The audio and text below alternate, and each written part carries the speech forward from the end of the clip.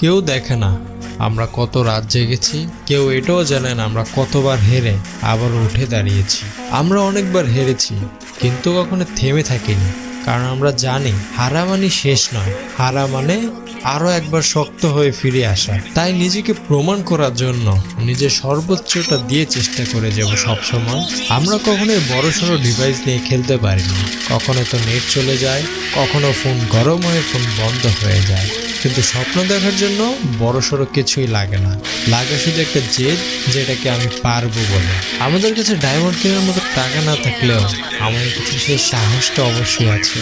যেই সাহস দেখিয়ে আমি আমার স্বপ্নকে আমার কাছে ফিরিয়ে আনবো। যেই স্বপ্ন আমি এত বছর দেখে এসেছি, সেই স্বপ্নকে আমি বাস্তবায়ন করে ছাড়বো। নিজেকে একবার ওয়ার্ল্ড সিরিজের মঞ্চে উপস্থাপন করেই দেখাবো। এটা আমার স্বপ্ন না, এটা আমার প্রতিজ্ঞা।